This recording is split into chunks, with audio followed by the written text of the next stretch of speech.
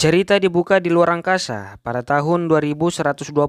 Sekelompok astronot diperlihatkan baru saja terbangun dari tidurnya. Mereka semua kemudian kumpul di ruangan makan dan ngobrol satu sama lain. Diketahui sekarang terdapat 5 perusahaan yang menguasai bumi. Bahkan perusahaan-perusahaan ini juga menguasai beberapa tata surya yang masing-masing telah mereka jajah. Pertama ada perusahaan Weyland-Yutani, perusahaan yang mana mengutus para astronot ini. Perusahaan Weyland-Yutani sudah menguasai planet Mars dan Saturnus. 2 ada perusahaan Dynamic. Belum banyak informasi mengenai perusahaan ini, tapi sekarang diketahui perusahaan Dynamic lah yang menguasai bulan. 3 ada perusahaan baru bernama Prodigy Corporation. Perusahaan yang mana pemiliknya merupakan anak muda jenius bernama Boy Cavalier. Perusahaan Prodigy Corporation belum ada info apakah mereka punya satu planet yang mereka kuasai. Tapi yang membuat perusahaan ini menonjol adalah mereka bisa menciptakan hibrida, yaitu makhluk yang menggabungkan kesadaran manusia dengan tubuh sintetis atau robotik. Sedangkan 2 perusahaan lainnya masih belum ada informasi tentang mereka. Diketahui sekarang mereka ini sedang menuju ke planet bumi, di mana diperkirakan akan sampai dalam beberapa hari. Pak Kapten kemudian memberitahukan ada sedikit masalah di bagian komunikasi. Salah satu kru yang ahli di bidang tersebut menawarkan diri untuk memperbaiki, tetapi pria bernama Morrow melarang dengan alasan biarkan saja security mereka yang membereskannya. Diketahui ternyata Morrow ini bukan manusia biasa, melainkan cyborg, manusia robot. Sebagian dari mereka kemudian kembali tidur dan berpesan dibangunkan jika sudah akan mendarat. Sebagian juga bekerja, di mana salah satunya mulai mempelajari mengenai alien yang mereka temukan.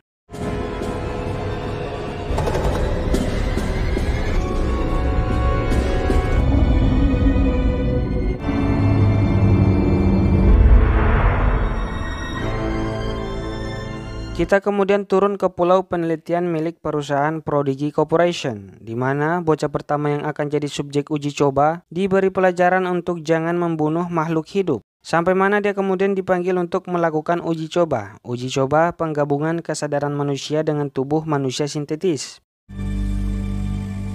Dari perkataan orang perusahaan, bocah ini adalah orang pertama yang diuji coba. Entah itu benar atau tidak, tapi mungkin sudah ada kelinci percobaan sebelumnya, karena di sepanjang perjalanan terdapat ruangan mencurigakan.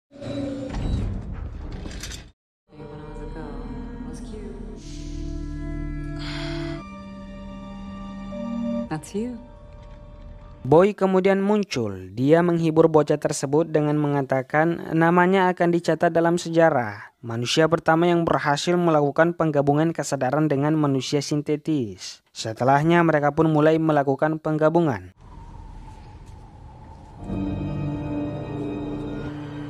It's pretty cool.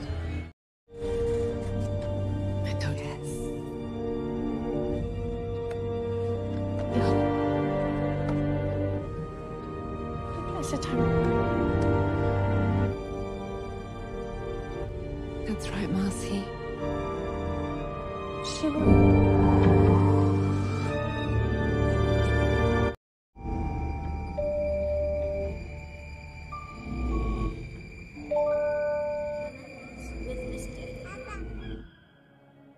Singkat kata, penggabungannya sudah selesai dan ternyata itu berhasil. Kini bocah itu sudah mempunyai tubuh seseorang dewasa dan dia menamai dirinya dengan panggilan Wendy.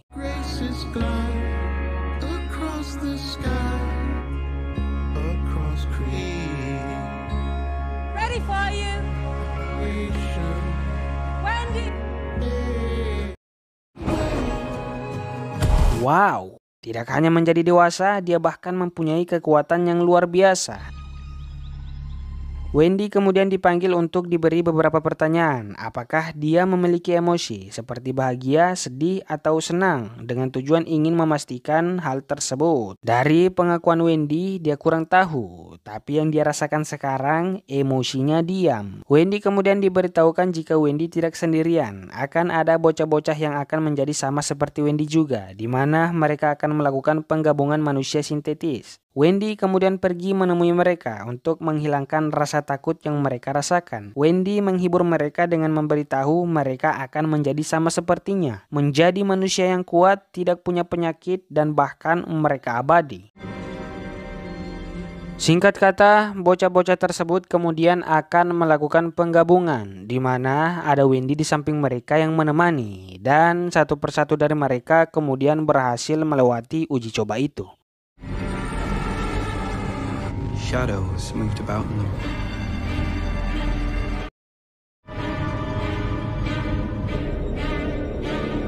Di luar angkasa entah apa yang terjadi, tapi terlihat kondisi di dalam pesawat terlihat kacau. Di suatu ruangan terdapat Morrow yang sedang melakukan sesuatu, sampai mana tiba-tiba salah satu rekannya datang meminta pertolongan. Anehnya Morrow tidak membukakan dia pintu, dan malah mengelas pintu tersebut. Setelahnya diperlihatkan rekannya yang diserang oleh sesuatu yang mana ternyata itu adalah alien.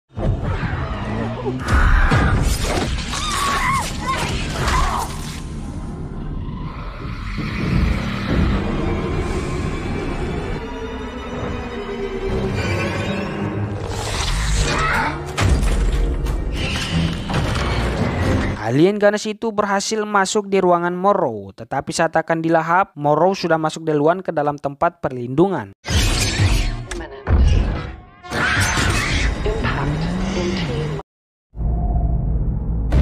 Wadidaw, ternyata pesawat tersebut turun ke bumi dan tidak bisa dihentikan. Masalahnya, terdapat alien ganas yang ada di dalamnya. Juga masih ada beberapa spesies lainnya. Tentu itu akan menjadi ancaman besar bagi umat manusia.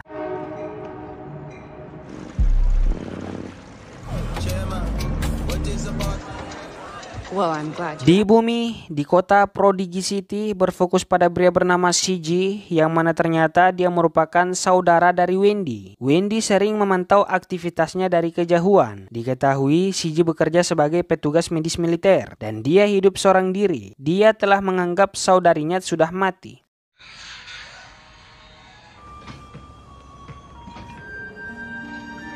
So yesterday, I got a drama. Saat dimana CG bersama rekan lainnya tengah latihan, mereka dikejutkan dengan pesawat besar tiba-tiba jatuh ke bumi. Dan itu adalah pesawat yang Morrow tempati.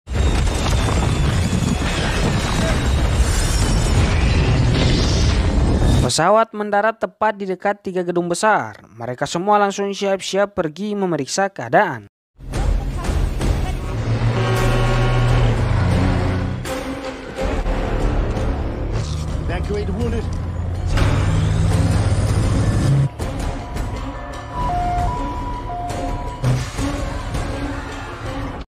Terlihat akibat tabrakan tersebut menyebabkan gedung rusak dan banyak memakan korban. Para tim penyelamat termasuk CG mulai memeriksa dan menolong orang.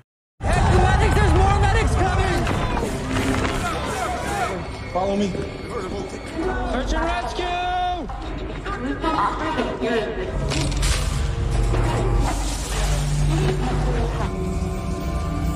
Sampai mana tim CG menemukan pesawat tersebut dan mereka mulai memasukinya. Jalan yang mereka lewati merupakan lubang besar yang nampaknya itu bukan disebabkan karena pesawat itu jatuh, melainkan ada makhluk yang melubanginya.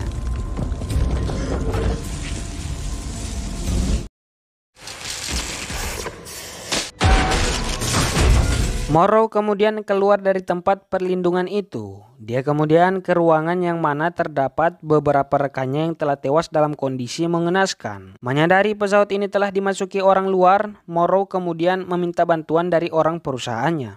Wendy juga sudah menyadari jika ada pesawat luar angkasa yang jatuh, dan CG turun ikut dalam penyelamatan, membuat kini Wendy merasa khawatir. Wendy kemudian menemui Pak CEO yaitu Boy untuk mengungkapkan keinginannya yang ingin turun ke lokasi buat menyelamatkan orang. Tidak hanya dia tapi bocah-bocah yang lainnya juga ikut. Sebenarnya hal itu dia lakukan karena khawatir dengan kakaknya. Awalnya Boy sempat ragu dikarenakan mereka belum sepenuhnya pulih. Tapi akhirnya dia setuju asalkan mereka mau mendengarkan perintah dan juga harus diawasi. Dan singkat cerita mereka semua kemudian mulai berangkat.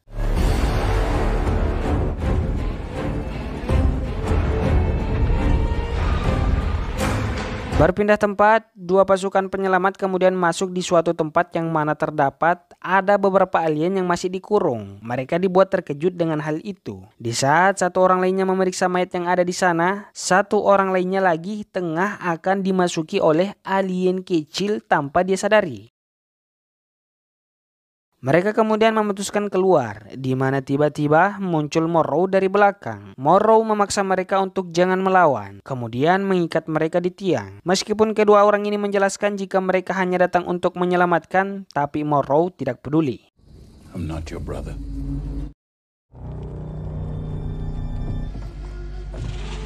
Shiji DKK kemudian masuk di ruangan tempat tidur, di mana mereka menemukan mayat-mayat milik rekan Morrow yang ternyata sudah mati. Bahkan ternyata mereka sudah mati selama beberapa hari. Penyebabnya belum diketahui, tapi jika dilihat dari kondisi mayat, mungkin bisa jadi penyebabnya adalah alien atau bahkan Morrow itu sendiri.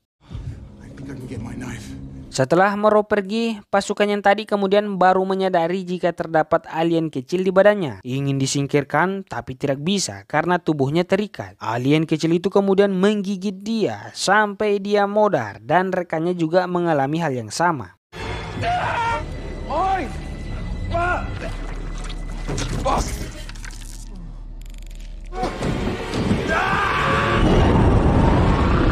Di tempat Wendy, orang yang ditugaskan buat mengawasinya bernama Kirsch berbicara seolah dia bukan manusia. Dia mengatakan manusia dulunya adalah makanan. Manusia hidupnya singkat dan penuh ketakutan. Tetapi otak manusia terus berkembang sampai mana mereka mampu menciptakan mesin yang luar biasa. Membuat manusia kini bukan makanan lagi. Kirsch kemudian memberitahu kakaknya Wendy pasti akan mati. Tetapi Wendy menjawab tidak karena dia akan menyelamatkannya. Dan episode 1 selesai. Sampai jumpa di episode selanjutnya.